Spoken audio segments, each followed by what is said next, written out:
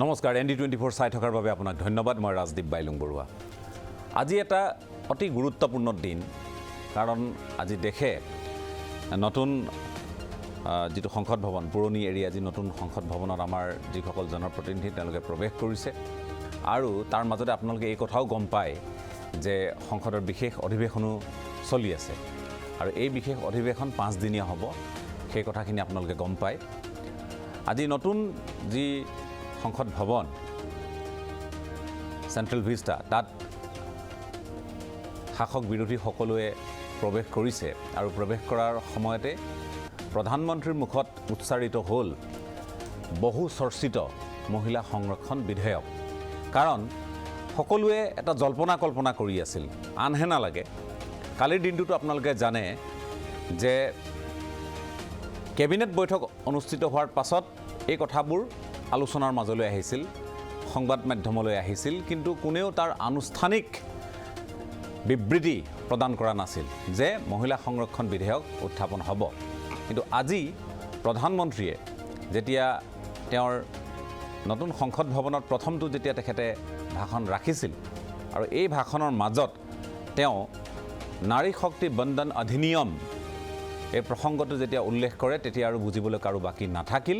যে দৰাচলতেই এইবাৰ মহিলা সংৰক্ষণ বিধেয়কখনক গুৰুত্ব দিছে NDA চৰকাৰে আৰু মহিলা সংৰক্ষণৰ যেটো বিষয় আজি 27 বছৰে এক প্ৰকাৰ পৰিত্যক্ত হৈ আছিল অৱহেলিত হৈ আছিল বুলি আমি ক'ব পাৰো এই বিষয়টোৱে প্ৰাণ পাই উঠিছে 1/3 লোকসভা আৰু বিধানসভাত 1/3 আসন সংৰক্ষিত হ'ব এই নাৰী শক্তি বন্দন অধিনিয়মৰ অধীনত আৰু আইনলৈ যেতিয়া ৰূপান্তৰিত হ'ব তেতিয়াই আমি ইয়াৰ কাৰ্যকাৰিতা সন্দৰ্ভতো কিছু কথা আলোচনা কৰিব পাৰিম কিন্তু আজি একেবাৰে প্ৰাৰম্ভিক পৰ্যায়ত কথাখিনি কাৰণ আজি অৰ্জুন ৰাজ মেঘৱালে দেশৰ আইনমন্ত্ৰী তেখেতে সদনৰ মজিয়াত এই বিধেয়ক উত্থাপন কৰিছে আৰু এই বিধেয়ক উত্থাপন কৰাৰ লগে লগে বিভিন্ন ধৰণৰ চৰ্চা হৈছে কাৰণ এই 27 বছৰে নোহোৱা কাম এটা মোদী চৰকাৰে কিদৰে সম্পাদন কৰিব আপোনালোকক আমি অকনমান ইয়াৰ ইতিহাস দেখুৱাব খুজিছো ইতিহাসে কি কয় মহিলা সংৰক্ষণ বিধেয়কক লৈ আমি ইতিহাসৰ কথা যদি কওঁ আমি সম্পূৰ্ণকৈ স্ক্ৰীনত দেখুৱাও তেতিয়া ভাল হ'ব সম্পূৰ্ণকৈ দেখুৱাও 12 ছেপ্টেম্বৰ 1996 প্ৰথমবাৰৰ বাবে HD দেৱেগৌড়া চৰকাৰৰ সংসদত মহিলা সংৰক্ষণ বিধেয়কখন উত্থাপন কৰা হৈছিল এই বিধেয়ক হৈছে সংশোধন কৰি দিব ঠিক আছে বিধেয়ক উত্থাপনৰ পাছতে সংখ্যাগৰিষ্ঠতা হেৰুৱাই দেৱেগৌড়া চৰকাৰৰ পতন ঘটে বৰ তাৎপৰ্যপূৰ্ণ এইটো দিশ এতিয়া আহোঁ 26 জুন 1998 এই তাৰিখটোলৈ অটল বিহাৰী বাজপেয়ী নেতৃত্বাধীন NDA চৰকাৰৰ মহিলা সংৰক্ষণ বিধেয়ক লোকসভাত উত্থাপন গৃহীত হোৱাৰ পূৰ্বে সংখ্যাগৰিষ্ঠতা হেৰুৱাই বাজপেয়ী চৰকাৰৰ পতন ঘটে এই বুৰঞ্জী বা এই ইতিহাস জনা আমাৰ দৰকাৰ আছে ইয়াৰ পাছত 2002-2003 চন বাজপেয়ী চৰকাৰৰ দ্বাৰা পুনৰ মহিলা সংৰক্ষণ বিধেয়ক সংসদত উত্থাপন কৰা হয় কংগ্ৰেছ আৰু বাওঁ দলৰ আশ্বাসৰ পাছতো এই বিধেয়কখন কিন্তু গৃহীত নহল 2008 চন UPAৰ উমৈহতীয়া কাৰ্যসূচীত মহিলা সংৰক্ষণ বিধেয়ক গৃহীত কৰাৰ বিষয়টো অন্তৰ্ভুক্ত কৰা হয় 17 ডিচেম্বৰ 2009 চন মহিলা সংৰক্ষণ বিধেয়ক সংসদৰ উভয় সদনত ডক্টৰ মনমোহন সিং চৰকাৰে উত্থাপন কৰে বিধেয়কখনৰ বিৰোধিতা কৰি UPAৰ সেই সময়ৰ সহযোগী দল RJD JDU আৰু সমাজবাদী পাৰ্টিয়ে তেওঁলোকে ইয়াৰ বিৰোধিতা কৰে 22 ফেব্ৰুৱাৰী 2010 চন মহিলা সংৰক্ষণ বিধেয়কত ডক্টৰ মনমোহন সিঙৰ চৰকাৰৰ কেবিনেট অনুমোদন 8 মাৰ্চ 2010 ৰাজ্যসভাত মহিলা সংৰক্ষণ বিধেয়ক উত্থাপন ডক্টৰ মনমোহন সিং চৰকাৰৰ 9 মাৰ্চ 2010 ৰাজ্যসভাত বিজেপি JDU বাওঁ দলৰ সমৰ্থনত বিধেয়কখন গৃহীত হয় RJD সমাজবাদী পাৰ্টিৰ বিৰোধিতাৰ বাবে বিধেয়কখন লোকসভাত গৃহীত নহল এয়া আছিল সামগ্ৰিক তথ্য আৰু এই তথ্যখিনি অতিকে গুৰুত্বপূৰ্ণ আমি মাজে মাজে আপোনালোকক দেখুৱাই যাম ইতিহাস আপোনালোকে চাই থাকক আৰু এই মুহূৰ্তত আমি কেইবাগৰাকীও আলোচকৰ সৈতে আছো মই চিনাকি কৰি দিব খুজিছো স্বাভাৱিকতে আজি মহিলাৰ প্ৰাধান্য থাকিব গতিকে আমাৰ মাজত আছে প্ৰদেশ মহিলা কংগ্ৰেছৰ সভানেত্ৰী মীৰা বৰঠাকুৰ ডাঙৰীয়ানী, আপোনাক স্বাগতম। আমাৰ সৈতে নতুন দিল্লীৰ পৰা ৰাজনৈতিক বিশ্লেষক পাৰুল বুটকৰ আছে। পাৰুল জি, आपका भी स्वागत है। ষ্টুডিঅ'ত আছে বিজেপিৰ হৈ মুখপাত্ৰ উমি ডেকা বৰুৱা, আপোনাকো স্বাগতম। জ্যেষ্ঠ সাংবাদিক নৱ ঠাকুৰীয়া ডাঙৰীয়া আছে, আপোনাকো স্বাগতম। আৰু কিছু সময়ৰ পাছতেই অগপৰ হৈ মুখপাত্ৰ কস্তুৰী চুতীয়া আমাৰ সৈতে থাকিব। আমি কস্তুৰী আহিলে তেওঁৰ কাষলৈও যাম। এতিয়া গোটেই বিষয়টো অতিকে গুৰুত্বপূৰ্ণ, কাৰণ আমাৰ দেশত 19খনমান এনেধৰণৰ ৰাজ্য আছে বা বিধানসভা আছে য'ত মহিলাৰ অংশীদাৰিত্ব যদি মই কওঁ বা বিধায়কৰ ফালৰ পৰাই যদি আমি সংখ্যাত কওঁ 10%তকৈ কম। সেইটো বৰ তাৎপৰ্যপূৰ্ণ দিশ। কিন্তু মোদী চৰকাৰে বা যদি NDA চৰকাৰে কওঁ, বাজপেয়ীৰ দিনত যিখিনি হ'ল, UPAৰ দিনতো যিখিনি হ'ল, তাৰ পাছতো কিয় সাহস কৰিলে? বিৰোধিতা কাৰো নাই? সঁচাই এই কথাখিনি আমি ক'বই লাগিব যে ব্যাপক বিৰোধিতা কিন্তু এতিয়ালৈ পৰিস্ফুট হোৱা নাই। বিৰোধী কিছু অস্বস্তিত আছে, সেইটো হয়, ৰাজনৈতিকভাৱে থাকিব পাৰে, কাৰণ ইয়াৰ এই বিধেয়কখনক মাষ্টাৰ ষ্ট্ৰোক বুলি কোৱা হৈছে ৰাজনৈতিক বিশ্লেষকসকলৰ মতে। গতিকে কিয় মাষ্টাৰ ষ্ট্ৰোক? মোদীৰ মাষ্টাৰ ষ্ট্ৰোক বুলি যদি কোৱা হৈছে, কিয় কোৱা হৈছে? কাৰণ 27 বছৰৰ পাছত হৈছে, এটা পৰ্যায়লৈ আহিছে যে গৃহীত হ'ব। কাৰণ শক্তি লোকসভা ৰাজ্যসভাত মোদী চৰকাৰে সেইখিনি কৰি দেখুৱাব পৰা আজি তেওঁলোকৰ এটা অৱস্থা আছে। গতিকে এখন গৃহীত হোৱাৰ পূৰ্ণ মাত্ৰাই সম্ভাৱনা আছে আৰু আইনলৈ ৰূপান্তৰিত হ'ব যেতিয়া দুয়োখন সদনত, দুয়োখন লোকসভা আৰু ৰাজ্যসভাত ই গৃহীত হ'ব। গতিকে নাৰী শক্তি বন্দন অধিনিয়মত কি আছে আৰু? কাৰণ মোদী চৰকাৰে এটা দিশৰ ওপৰত নিশ্চয় গুৰুত্ব দিছে। 2014 চনত আমাৰ দেশত মহিলা ভোটাৰ আছিল 26 কোটি। 2019 চনত মহিলা ভোটাৰৰ সংখ্যা হ'লগৈ 29 কোটি। আৰু আমি আপোনালোকক কওঁ যে 2019 চনত দেশত পুৰুষতকৈ মহিলাই বেছি ভোট দিছে। কিঞ্চিত পৰিমাণ, কিন্তু বেছি ভোট দিছে। কেনেকৈ? মহিলাৰ ভোট 67.19% হোৱাৰ বিপৰীতে 2019 চনত ইয়াত পুৰুষ ভোটাৰৰ যিটো শতাংশৰ হাৰ আছিল 67.01%। গতিকে সেইটো এটা বৰ গুৰুত্বপূৰ্ণ দিশ। গতিকে মহিলাৰ ক্ষেত্ৰত ৰাজনৈতিক যিটো ৰক্ষণশীলতা আছিল, সেই চাৰিবেৰ ফালি ওলাই আহিব খোজা হৈছে নেকি বা তেওঁলোকক উলিয়াই আনিব খোজা হৈছে নেকি, এই কথাখিনি আলোচনা কৰিম। কিন্তু এটা আছে ইয়াত। কিন্তুটো হ'ল যে আপোনালোকে যদি ভাবিছে 2024ত এইখন কাৰ্যকৰী হ'ব, সেয়া নহয়। 2024ত কাৰ্যকৰী হোৱাৰ সম্ভাৱনাটো নাই। কাৰণ নিয়ম অনুসৰি আমাৰ 2026ৰ পাছত সমগ্ৰ দেশত যি সমষ্টিৰ পুনৰ নিৰ্ধাৰণ প্ৰক্ৰিয়া হ'ব, এইখিনি সম্পন্ন হোৱাৰ পাছত তাতে লোকসভাৰ ক্ষমা কৰিব, তাতে আমাৰ লোকপিয়লৰ যি ফলাফল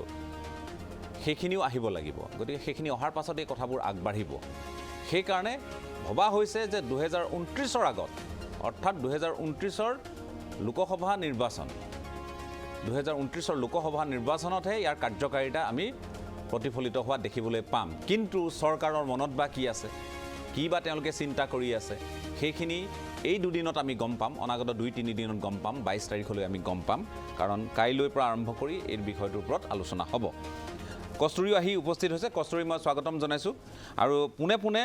মই এই মুহূৰ্তত পাৰুল বুটকৰৰ কাষলৈ যাব খুজিছোঁ। পাৰুল जी, स्वागत है आपका। महिला आरक्षण विधेयक, या कि हम बोल सकते हैं कि नारी शक्ति बंधन अधिनियम, आज क्योंकि संसद में लॉ मिनिस्टर ने इसको सबमिट किया और उसके बाद शायद लगता है कि आने वाले 2 दिन में इसके ऊपर जो भी औपचारिकता होने वाले हैं वो शायद हमको देखने को मिलेगा। लेकिन बात ये है, जो विरोधी हैं वो बोल रहे हैं कि अभी क्यों नहीं, क्यों 29 तक हमको रुकना पड़ेगा? तो आपको क्या लगता है ये, क्योंकि बहुत सारे लोग बोल रहे हैं कि राजनीतिक जो भी आलोचक है उनका भी ये मानना है कि शायद ये एक मास्टर स्ट्रोक की तरह काम करे मोदी के लिए। तो आपको क्या लगता है?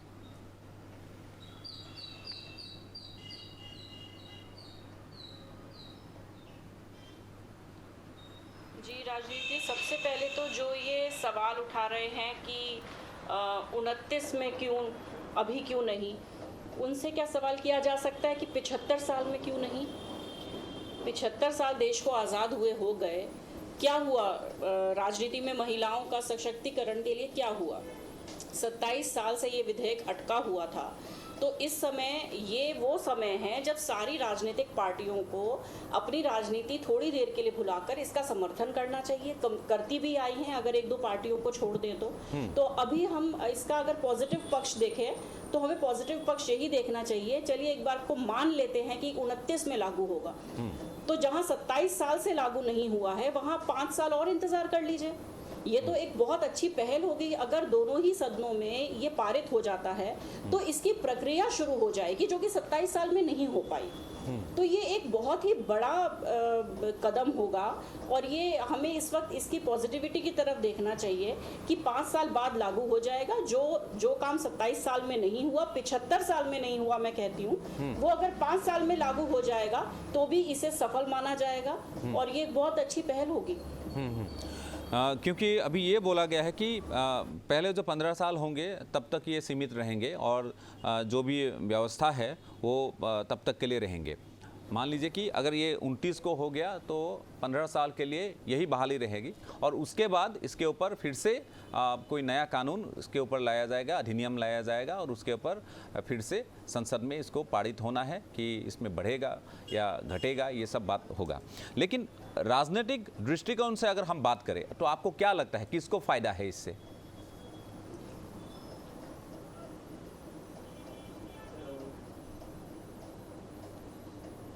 जी, निश्चित तौर पे जिस सरकार में ये पारित होगा फ़ायदा उसे होगा। और अगर विपक्ष इस पे सवाल उठा रहा है, ये उनका अधिकार है, जाहिर सी बात है। और ये पहली बार ऐसा नहीं हो रहा है कि चुनाव करीब है और तब कोई सरकार कोई बिल ला रही है। इससे पहले कांग्रेस की सरकार में भी हुआ है, यूपीए की सरकार में भी हुआ है। हर सरकार की ये कोशिश रहती है कि जब अगला चुनाव हो उससे पहले वो ज़्यादा से ज़्यादा जो आम आदमी के लिए के फ़ायदे के जो बिल हैं वो संसद में लाए, उन्हें पास करे। तो इसमें अगर इस सरकार ने भी ये काम किया है तो इतना शोर सदनों में पारित हो जाना है तो निश्चित।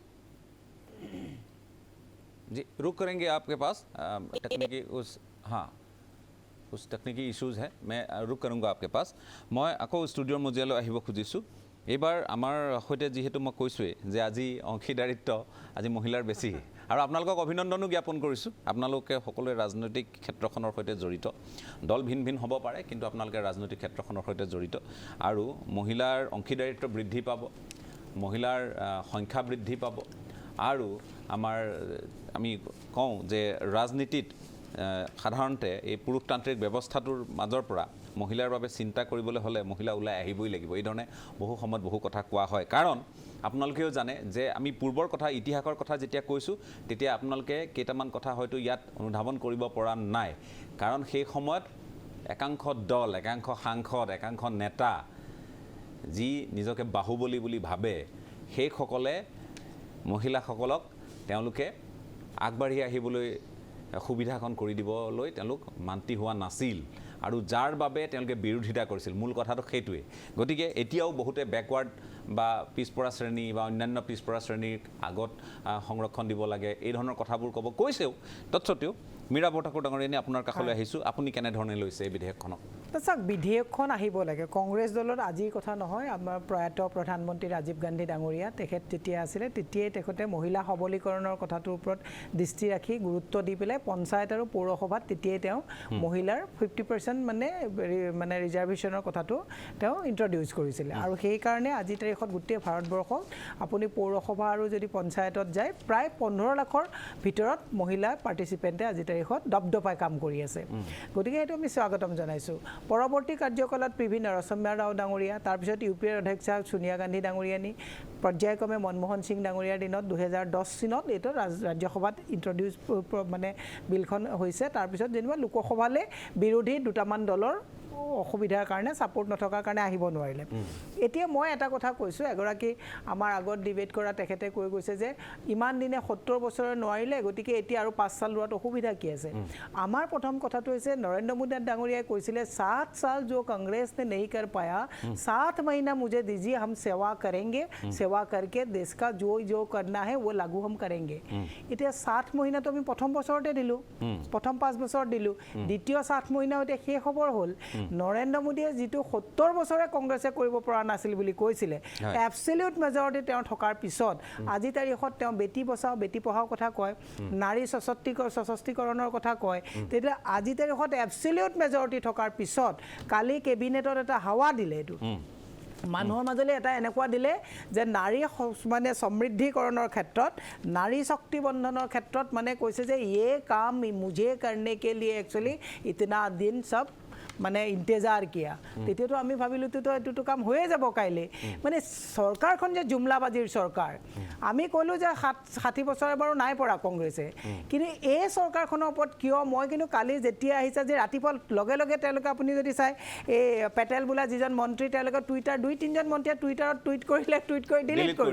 ডিলিট কৰিলে মই তেতিয়াই ৰাতিপুৱা প্ৰতিক্ৰিয়া এটা দিছো কাৰণ মোৰ এটা কথা পুৰা মনত আছে এটা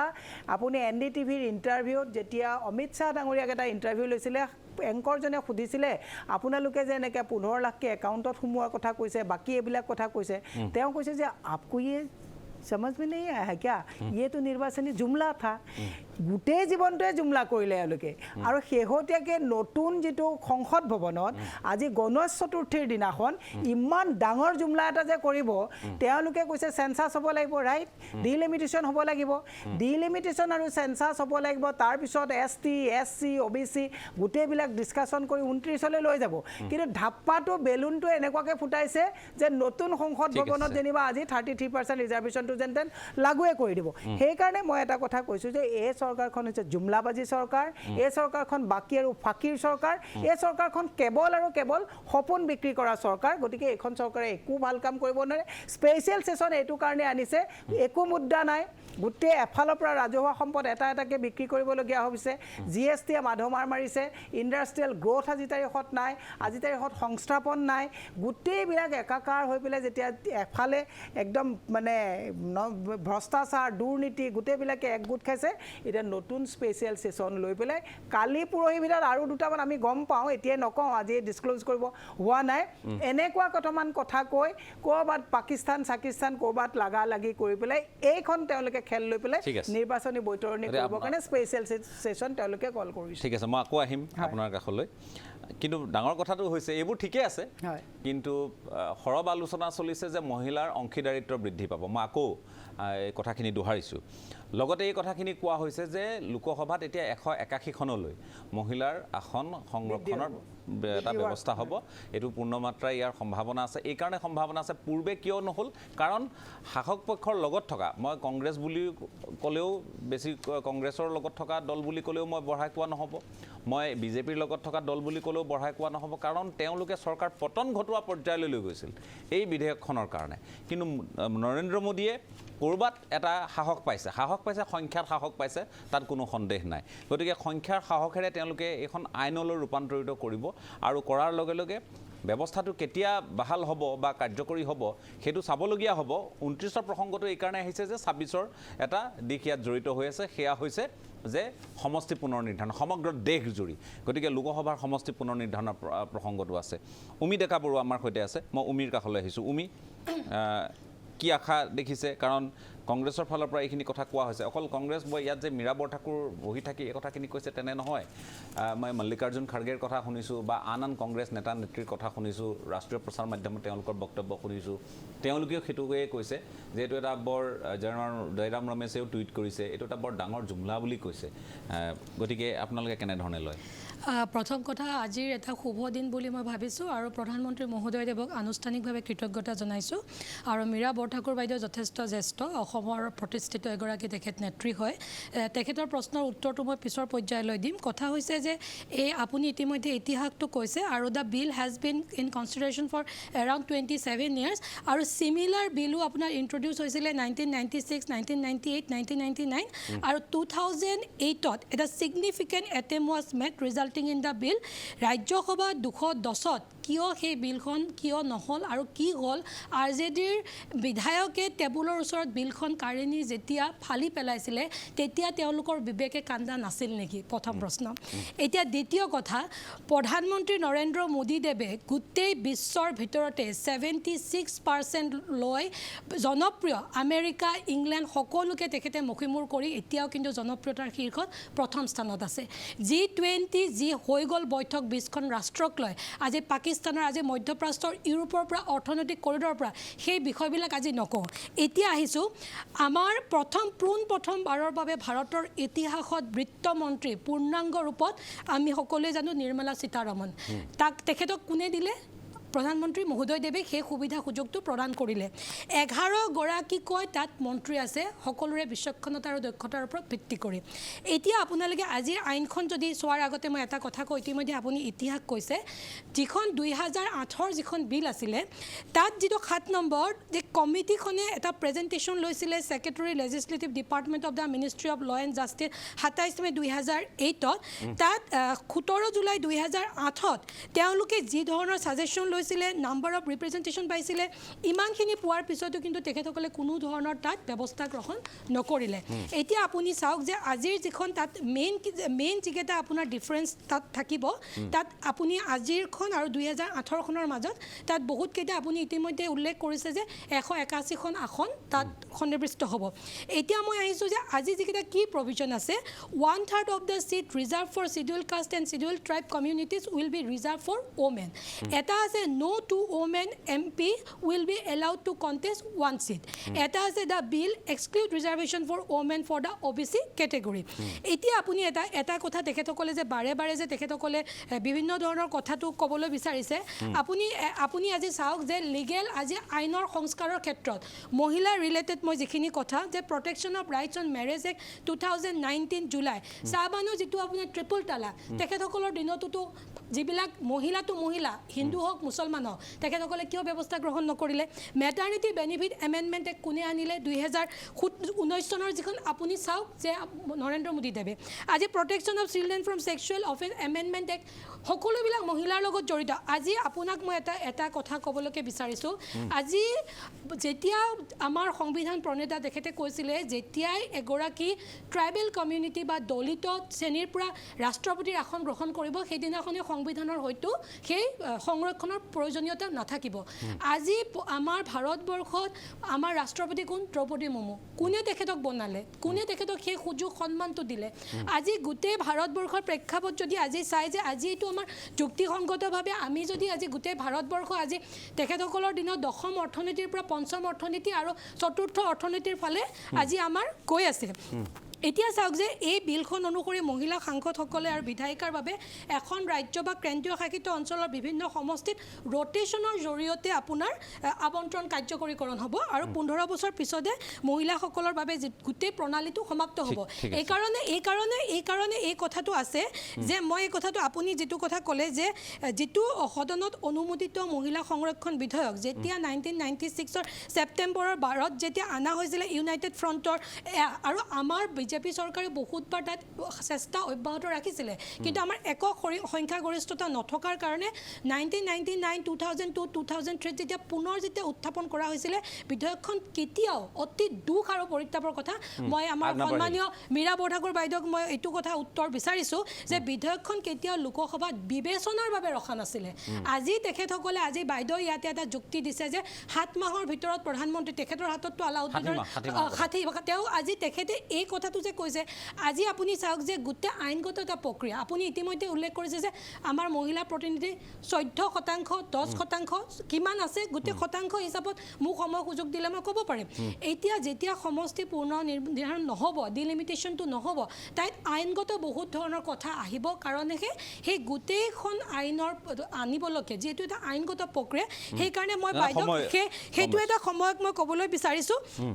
আৰু এটা আপোনাৰ ইয়াতে আপুনি মোক অলপ কিছু সময় যদি দিয়ে মই ক'ব মই নিশ্চিতভাৱে ক'বলৈকে বিচাৰিম ঠিক আছে সেইখিনি আপুনি ক'ব আপুনি এইটো কথাই ক'ব খুজিছে যে এইটো এটা যুগান্তকাৰী এটা সিদ্ধান্ত নিশ্চিতভাৱে যুগান্তকাৰী সিদ্ধান্ত আপোনাৰ কথা সাৰমৰ্ম মই যিটো বুজিছোঁ আৰু এটা কথা মই এইখিনিতে ক'বলৈ বিচাৰিছোঁ আমি কেৱল মানে আমি অকল যুক্তিৰ খাতিৰত আমি যুক্তি খণ্ডন কৰিব বিচাৰিব নালাগে আমি প্ৰত্যেকটা দলৰ আমি মহিলা যিসকল প্ৰতিনিধি আছোঁ আমি সসন্মানে তাক সাদৰেৰে আমি গ্ৰহণ কৰিব লাগে ধন্যবাদ মই কস্তুৰীৰ কাষলৈ আহিছোঁ কস্তুৰী আমি গম পাওঁ কস্তুৰীয়ে ভাল লিখে তেওঁ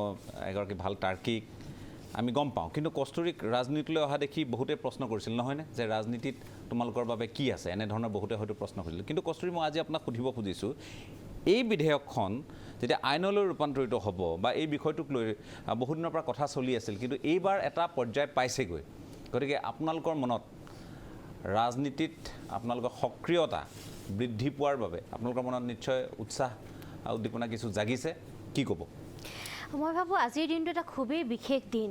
আটাইতকৈ ডাঙৰ কথা যে ইমান দিনে আমি সদায় আলোচনা কৰিছিলোঁ যে বিধানসভাত হওক লোকসভাত হওক নাৰীৰ সক্ৰিয়তা বৃদ্ধি পাব লাগে নাৰীৰ প্ৰতিনিধি বৃদ্ধি পাব লাগে কিন্তু তাৰ বাবে আমি বহু সময়ত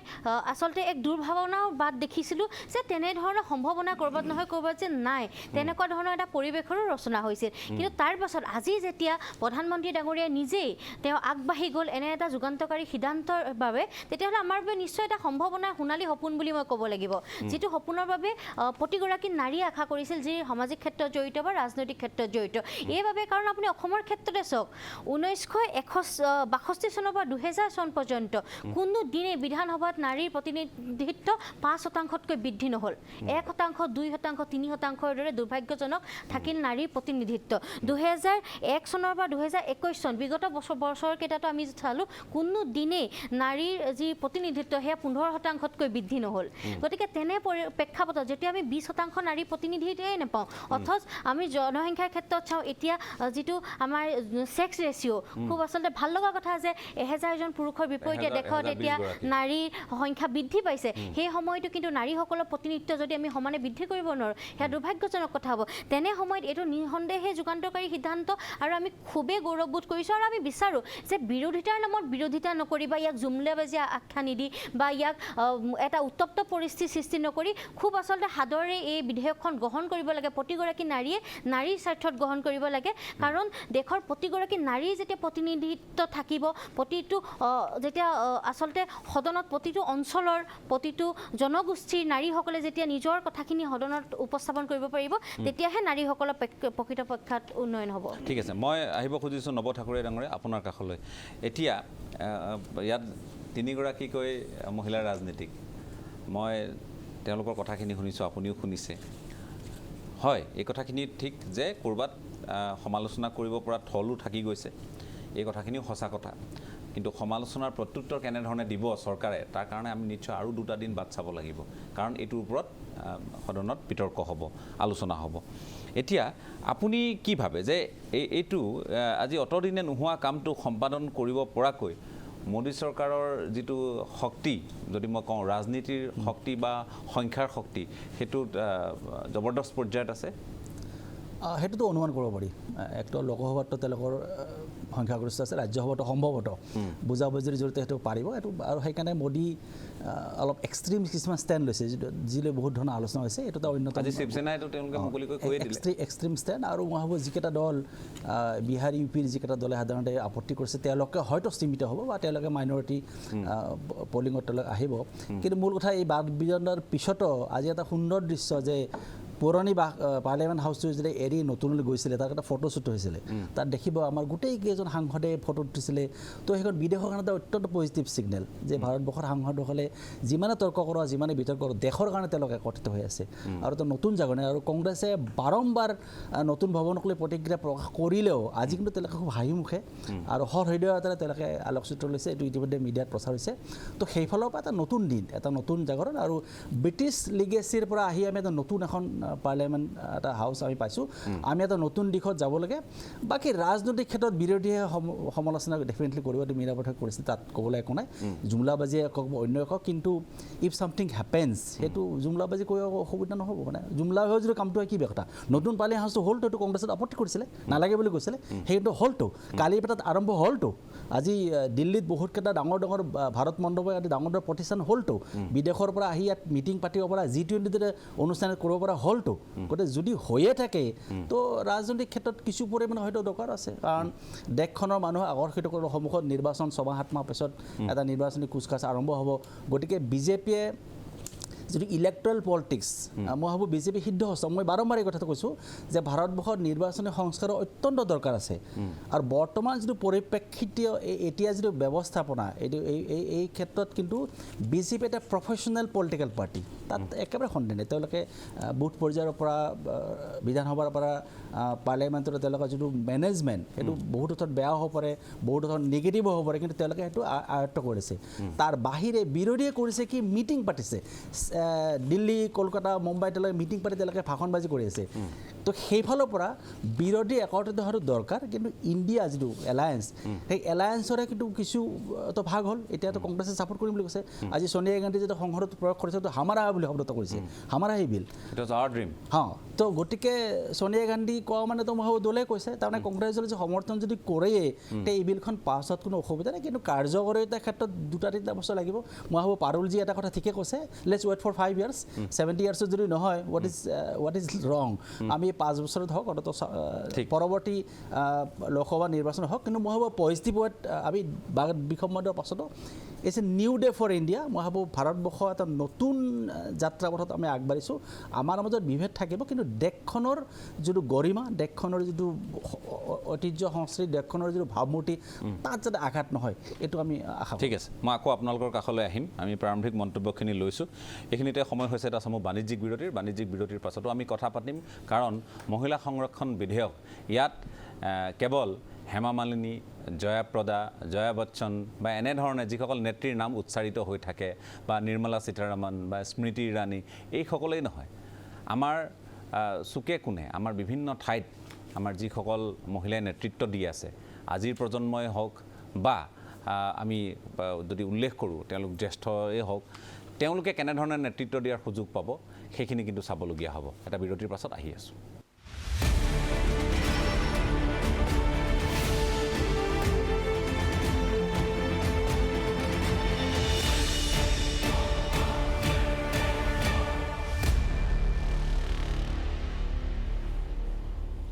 এটা সমূহ বাণিজ্যিক বিৰতিৰ পাছত আপোনালোকক পুনৰ স্বাগতম আপোনালোকে চাই আছে আজিৰ পৰ্যবেক্ষণ আমি কথা পাতি আছোঁ মহিলা সংৰক্ষণ বিধেয়কক লৈ নাৰী শক্তি বন্দন অধিনিয়ম যিটো কথা আজি নৰেন্দ্ৰ মোদীৰ মুখত স্থান পাইছে আৰু তাৰ পাছতেই আপোনালোকে জানে যে আইনমন্ত্ৰী অৰ্জুন ৰাম মেঘৱালে তেখেতে বিধেয়কখন উত্থাপন কৰিছে আৰু অতি গুৰুত্বপূৰ্ণ এখন বিধেয়ক আজি 27 বছৰে ওলমি ৰৈছে বিভিন্ন কাৰণত ওলমি ৰৈছে বাধাৰ সন্মুখীন হৈছে চৰকাৰ পতন ঘটিছে একক সংখ্যাগৰিষ্ঠতা নাই এনেধৰণৰ বহুত দিশ আছে কিন্তু এতিয়া মূৰকত গৈ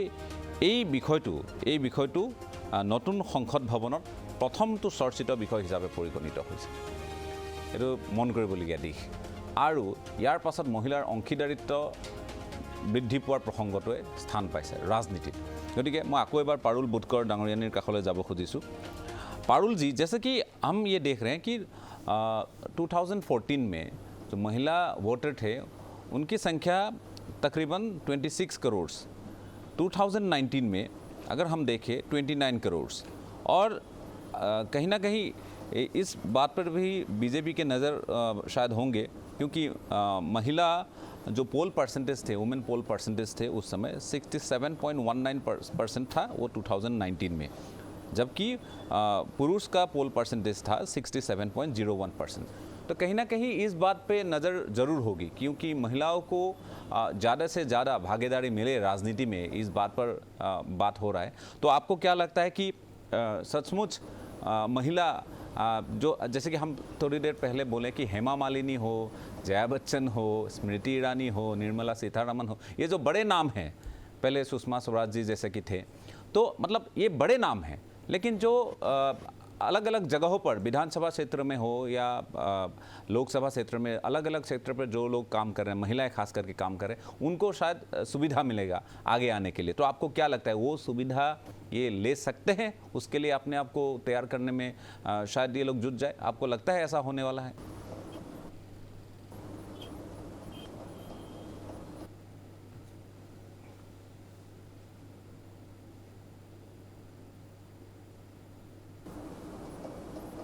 बिल्कुल निश्चित तौर पे जो ये दिखाया जा रहा है, इससे काफी इसलिए हो रही है कि जो महिलाओं का वो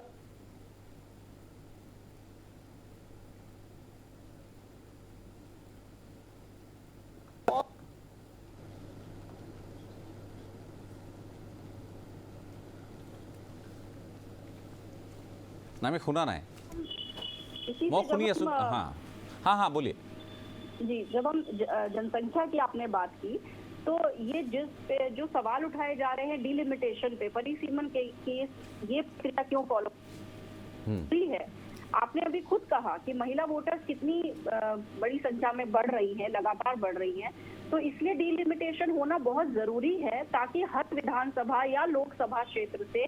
महिलाओं का जो रिप्रेजेंटेशन है वो एकदम दुरुस्त हो सके।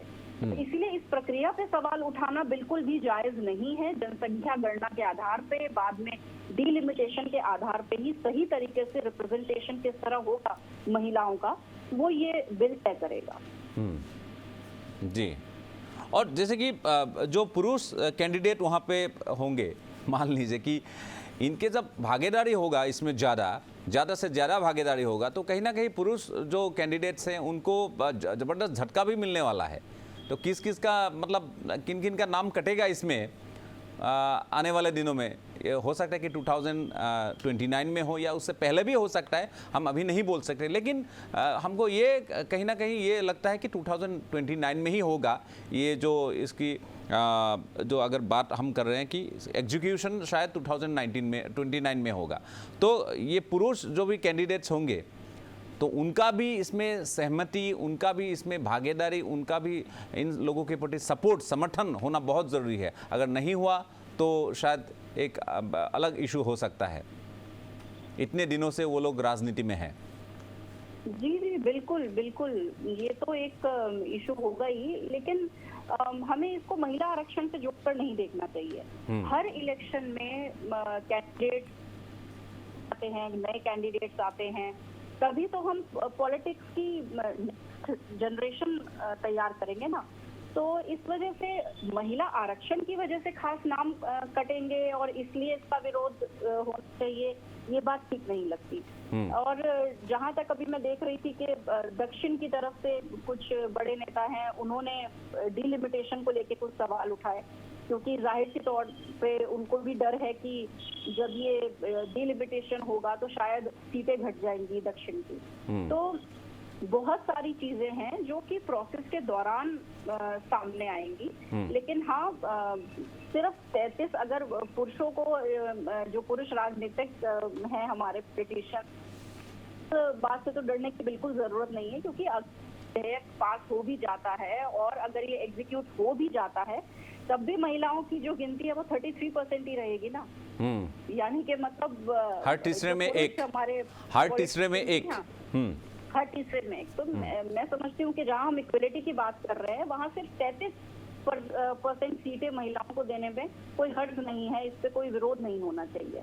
ঠিক ঠিক, মই তেখেতৰ কথাখিনি শুনিলোঁ, আমি আপোনালোকে শুনিছে। অকণমান অকণ কাৰিকৰী অসুবিধা এটা হ'ল, যে কি নহওক, মীৰা বৰঠাকুৰ ডাঙৰীয়ানী আপোনাৰ কাষলৈ আহিছোঁ আকৌ এবাৰ। এতিয়া এই যিটো বিষয় হয়, আজি ধৰি লওক ইয়াত যিসকলে আমাৰ গৰিষ্ঠ সংখ্যক পুৰুষ প্ৰাৰ্থী, তেওঁলোকে নেতৃত্ব দি আছে আৰু তেওঁলোকৰ ৰাজনীতিত এটা নামো হৈ গৈছে ইমূৰৰ পৰা সিমূৰলৈ বহু চৰ্চিত এনে ব্যক্তি আছে এনে ৰাজনীতিক আছে হয় এইটো কথাও ঠিক যে সদায় তেওঁলোকে সেই আসনখনত আসীন হৈ নাথাকে সদায় যে নিৰ্বাচিত হৈ থাকিব সেই কথাও নহয় কিন্তু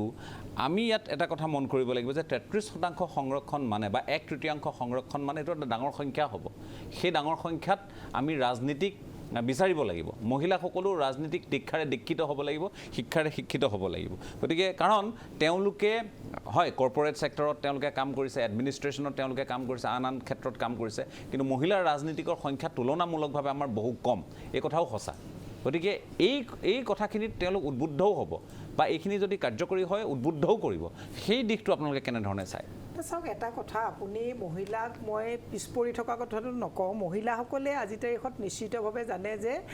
আজি মোৰ ইয়াতে বহি আছে কস্তুৰীয়ে হওক কৰ্মীয়ে হওক এওঁলোককো যদি কাইলৈ গ্ৰুম কৰা হয় এওঁলোকে কাইলৈ ইলেকশ্যন খেলিবৰ কাৰণে এনাফ পাৰিব তেওঁলোকে ইলেকশ্যন খেলিব এনেকুৱা বহু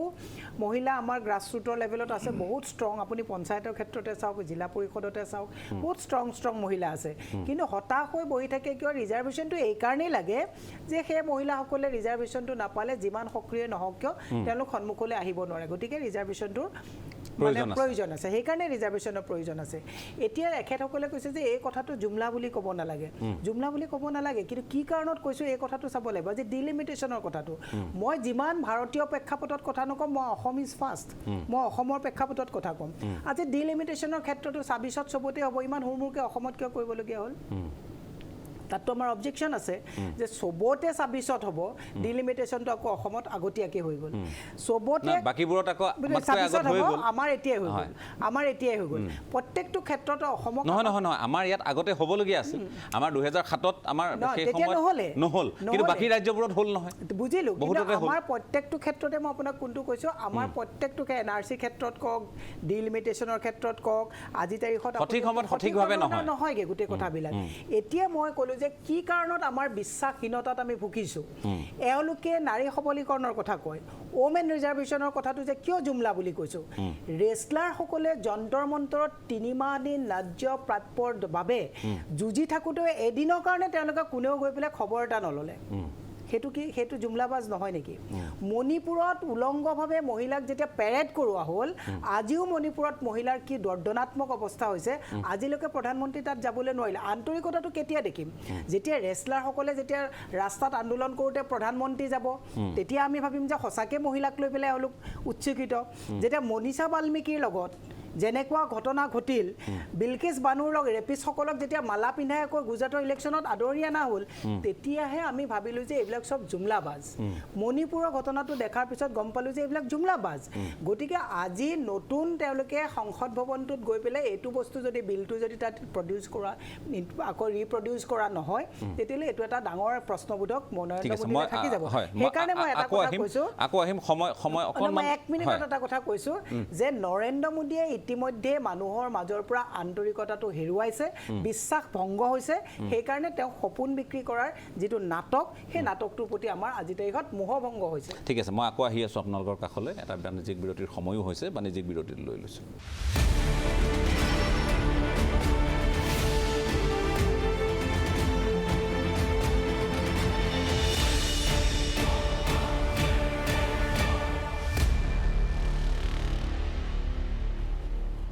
এটা সমূহ বাণিজ্যিক বিৰতিৰ পাছত আপোনালোকক পুনৰ স্বাগতম আপোনালোকে চাই আছে আজিৰ পৰ্যবেক্ষণ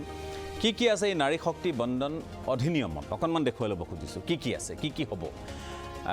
এইখন নহয় মই আপোনালোকক এইখিনি ইতিহাস মই কি হ'ব সেইখিনি দেখুৱাবলৈ অনুৰোধ জনাইছোঁ লোকসভাত মহিলাৰ বাবে সংৰক্ষিত হ'ব 181খন আসন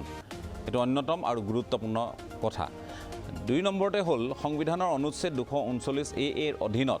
দিল্লী বিধানসভাটো মহিলাৰ বাবে 33% আসন সংৰক্ষণ দিল্লীৰ 23খন আসন এতিয়াৰ পৰা ইয়াৰ পাছত যেতিয়া আইন হ'ব এতিয়াৰ পৰা বুলি নহয় আইন যেতিয়া হ'ব তেতিয়া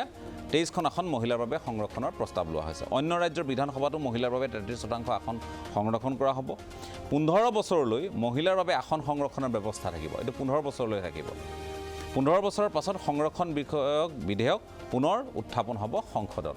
এইটো 15 বছৰলৈ যেতিয়াৰ পৰা কাৰ্যকৰী হ'ব তেতিয়াৰ পৰা 15 বছৰ SC ST মহিলাৰ বাবে কোনো পৃথক সংৰক্ষণ ব্যৱস্থা নাথাকিব এইটো কিয় সেইখিনি আমি অকণমান বহলাই আপোনালোকক ক'ম অসংৰক্ষিত সমষ্টিটো প্ৰতিদ্বন্দ্বিতা কৰিব পাৰিব মহিলাই ৰাজ্যসভা বিধান পৰিষদৰ ক্ষেত্ৰত এই সংৰক্ষণৰ চৰ্তসমূহ প্ৰযোজ্য নহ'ব আৰু শেষত অৱশ্যে বহু আছে আৰু তাৰ মাজত আজিৰ অনুষ্ঠানত আমি শেষৰ যিটো দফা সেইটো ক'ব খুজিছোঁ যে সমষ্টি পুনৰ নিৰ্ধাৰণৰ প্ৰক্ৰিয়া সম্পন্ন হোৱাৰ পাছতে কাৰ্যকৰী হ'ব আসন সংৰক্ষণৰ চৰ্ত অৰ্থাৎ সংসদত গৃহীত হ'লেও 2024 লোকসভা নিৰ্বাচনত বলৱৎ নহ'ব নাৰী শক্তি বন্দন অধিনিয়ম এইটো মূল কথা এতিয়া আমি আপোনালোকক জনাওঁ যে দেশত 84খন অনুসূচিত জাতিৰ বাবে SCৰ বাবে আসন সংৰক্ষণৰ ব্যৱস্থা আছে 47খন আছে STৰ বাবে জনজাতিৰ বাবে ক্ষমা কৰিব ইয়াত 84খন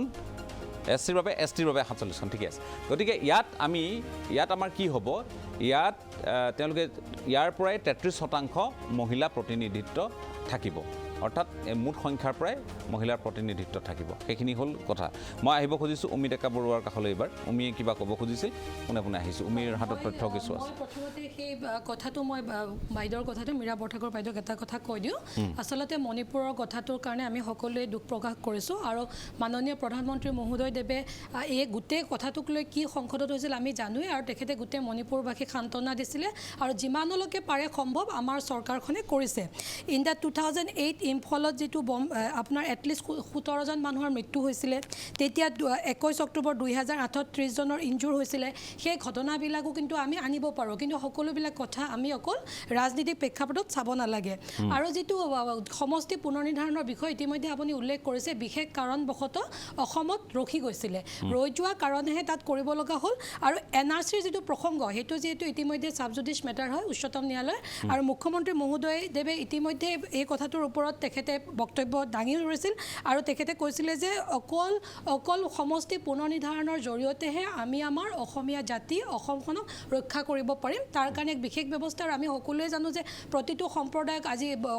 মৰাণ মটক আহোম যিমান আমাৰ জনগোষ্ঠী আছে সকলোৱে যাতে সম অধিকাৰ সম নিয়ন্ত্ৰণ আত্মনিয়ন্ত্ৰণ বুকুত লৈ পেলাই আগুৱাই যাব পাৰে তাৰ কাৰণে ব্যৱস্থা কৰিছিলে গতিকে সমষ্টি পুনৰ নিৰ্ধাৰণৰ সেই গোটেই বিষয়টো সেইটো কোনো আমাৰ চৰকাৰৰ নিজা বিষয় নহয় এই গোটেই ৰাষ্ট্ৰীয় প্ৰেক্ষাপট চালে সেইটো ৰখি গৈছিলে মই বাইদেউক এইটো ক'লোঁ আৰু এই বিধেয়কখনত এতিয়া আপুনি কেইটামান কথা কৈছে আপুনি চাওক যে ৰিজাৰ্ভেশ্যন ফৰ ওমেন গোটেই যদি আমি ভাৰতবৰ্ষৰ প্ৰেক্ষাপট চাওঁ আজি অন্ধ্ৰপ্ৰদেশত ধৰক মই দুই এটা কেৱল উদাহৰণ দিছোঁ 294টাৰ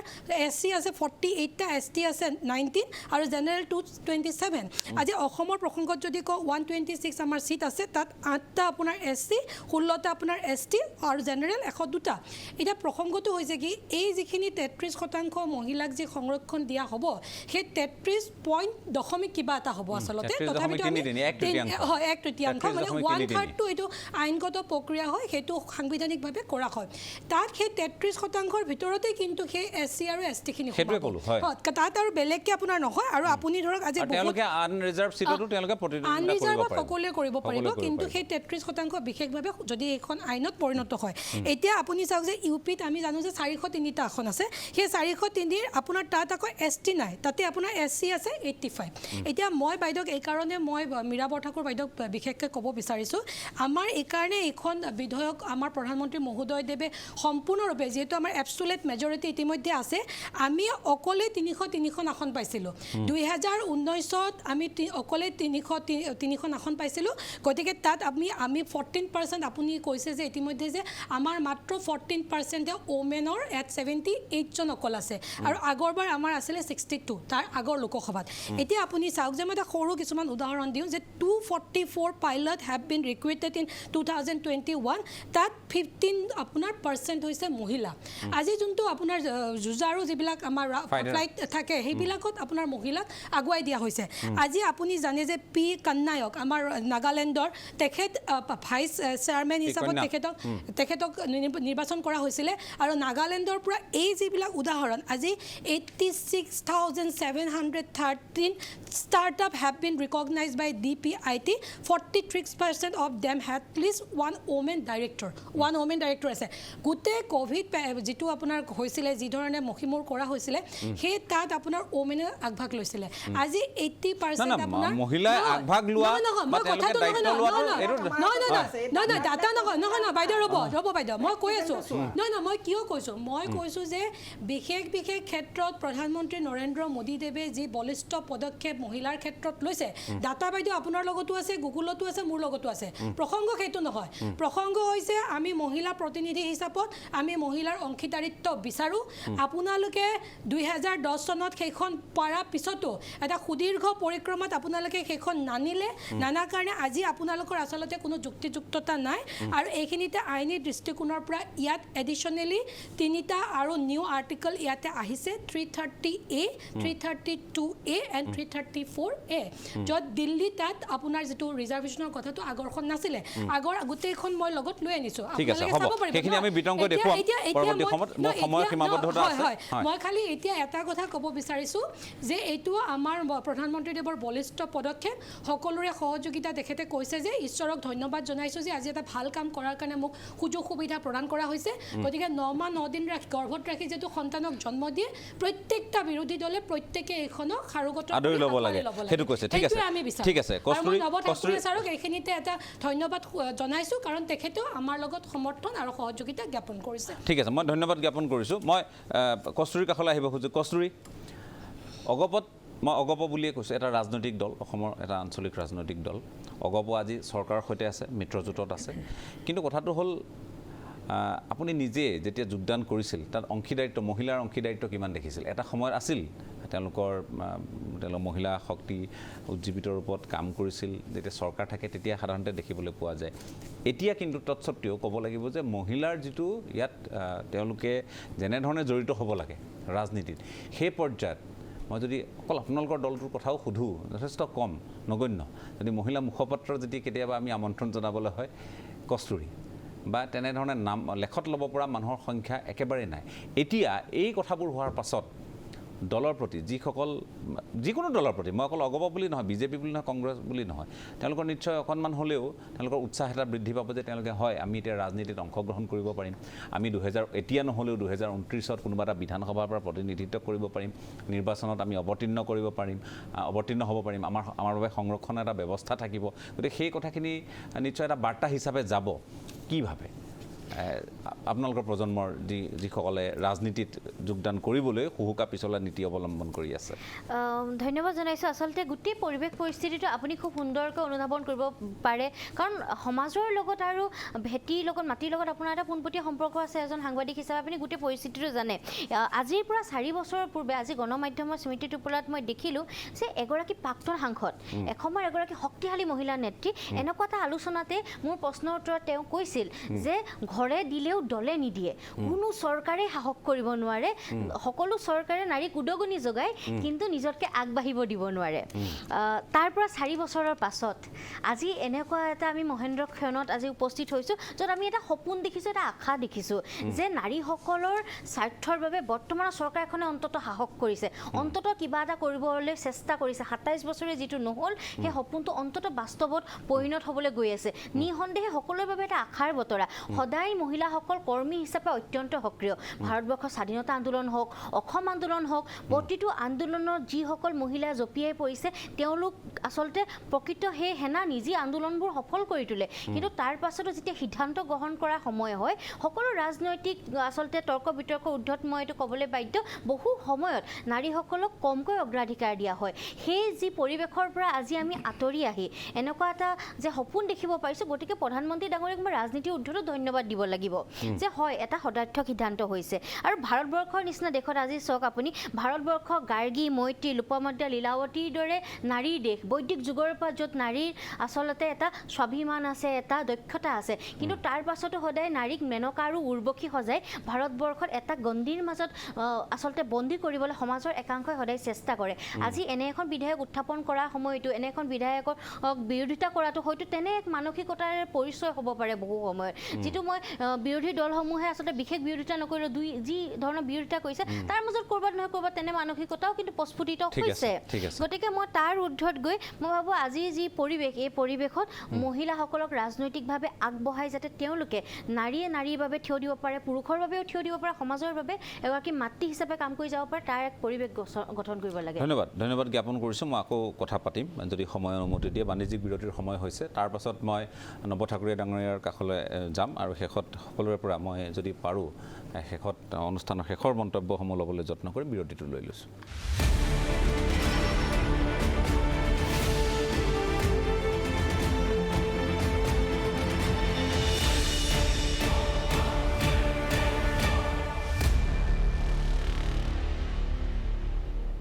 এটা চমু বাণিজ্যিক বিৰতিৰ পাছত পুনৰ স্বাগতম শেষ অংশলৈ উভতি আহিছোঁ সময় একেবাৰে কম মই নৱ ঠাকুৰীয়া ডাঙৰীয়া আপোনাৰ কাষলৈ আহিছোঁ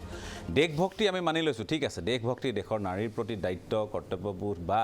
দায়বদ্ধতা এইখিনি আছে কিন্তু ৰাজনীতিওতো আছে গতিকে ৰাজনৈতিক কি দৃষ্টিকোণ আপুনি দেখিছে গোটেই কথাখিনিত এনে সময়ত যি সময়ত তেওঁলোকৰ চৰকাৰ আছিলে আজি 9.5 বছৰ সেইটোক লৈ আলোচনা হৈছে হ'বও তাত বাধাও কোনো দিব নোৱাৰে কিন্তু কথাটো হৈছে যে কেনেধৰণৰ ৰাজনীতি ইয়াত নিহিত হৈ থাকিব পাৰে কি লাভ হ'ব পাৰে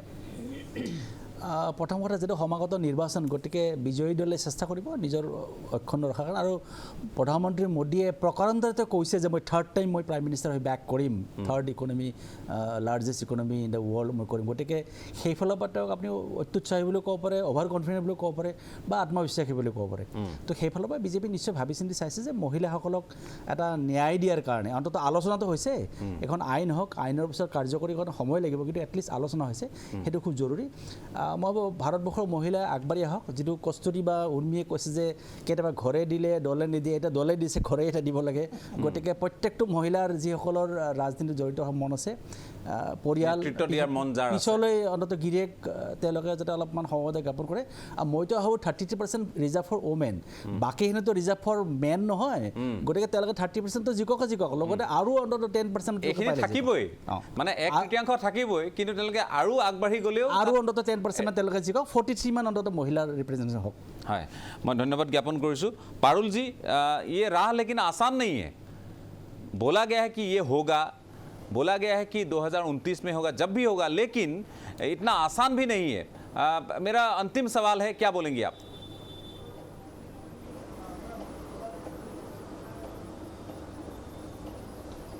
जी जब भी कोई बड़े फैसले लिए जाते हैं तो वो कभी भी आसान नहीं होते जब पंचायतों में महिलाओं को आरक्षण दिया गया था तो वो राह भी आसान नहीं थी उसका भी विरोध भी हुआ था उसके भी विरोध में बहुत बातें बोली गई थी तो इसका भी अगर थोड़ा बहुत विरोध हो रहा है या फिर राह आसान नहीं है तो कोई बात नहीं मुश्किलों का सामना करना चाहिए ये बहुत ही बड़ा बदलाव होगा भारत जैसे लोकतंत्र के लिए एक बहुत ज़रूरी कदम है तो इसलिए मुश्किलों का सामना करना चाहिए बहुत बहुत शुक्रिया पारुल जी मैं समयो शेष मैं सकलोके धन्यवाद ज्ञापन करिছোঁ कारण आमी जेहेतु আজি কথা পাতিছোঁ আৰু একেবাৰে প্ৰাৰম্ভিক পৰ্যায়ত বুলি ক'লে অত্যুক্তি কৰা নহ'ব হয় বিজেপিৰ কাৰণে এইটো প্ৰাৰম্ভিক পৰ্যায়ত নহয় বিজেপিয়ে সকলো হিচাপ নিকাচ তেওঁলোকে কৰি এই বিশেষ অধিৱেশন তেওঁলোকে আয়োজন কৰিছে সেই কথা আপোনালোকেও জানে আৰু হয়তো দুই এটা এনে ধৰণৰ প্ৰসংগ থাকিব যি প্ৰসংগই আপোনাক আচৰিত কৰি তুলিব পাৰে এই কথা এই ধৰণেও আপুনি ভাবিব পাৰে কিন্তু এই দিশটোত বিশেষকৈ মহিলাসকলে আজি ৰাজনৈতিক তেওঁলোকে এটা সংৰক্ষণ লাভ কৰাৰ দিশত অগ্ৰসৰ হৈছে আমাৰ সকলোৰে শুভকামনা থাকিল আমি অৰ্ধাংগিনী বুলি কওঁ অৰ্ধ আকাশ বুলি কওঁ কিন্তু এতিয়াও কিন্তু আমি 1/3হে দিছোঁ আমি কিন্তু 50% দিয়া নাই অৰ্ধাংগিনী অৰ্ধ আকাশ বুলি কৈও আমি 1/3 দিছোঁ অৰ্থাৎ 33.33% আমি দিছোঁ আমি কিন্তু 50% দিয়া নাই গতিকে কৰবাত কাৰ্পণ্য এতিয়াও কৰা হৈছে গতিকে এটা দিশ আজি ৰক্ষণশীলতাৰ পৰা আগবাঢ়ি এধাপ আগবাঢ়িছে সকলো ৰাজনৈতিক চিন্তাৰ পৰা উদ্ধত থাকি এজন নাগৰিক হিচাপে যদি আমি ভাবো কথাখিনি ৰাজনীতিৰ অংক তেওঁলোকৰ থাকিবই ৰাজনীতিকে যদি ৰাজনীতি নকৰে কৰিব কি গতিকে তেওঁলোকে ৰাজনীতি কৰিবই কিন্তু ইয়াৰ পৰা সমাজখনৰ কি লাভ হয় মহিলা সমাজৰ কি লাভ হয় নেতৃত্বৰ কি লাভ হয় সেইখিনি আটাইতকৈ লক্ষণীয় দিশ হ'ব অনাগত সময়ত সেইখিনি পৰিস্ফুট হওক খুব ভাল ধৰণে সেইখিনি আশা ৰাখি পুনৰবাৰ সকলোকে ধন্যবাদ জ্ঞাপন কৰি আজিৰ পৰ্যবেক্ষণৰ পৰা বিদায় লৈছোঁ ধন্যবাদ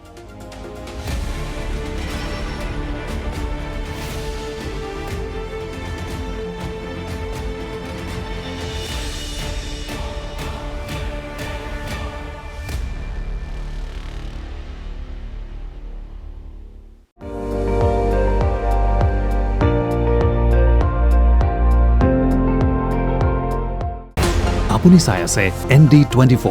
সৰ্বশ্ৰেষ্ঠ নহয় সৰ্বোত্তমৰ দৌৰা।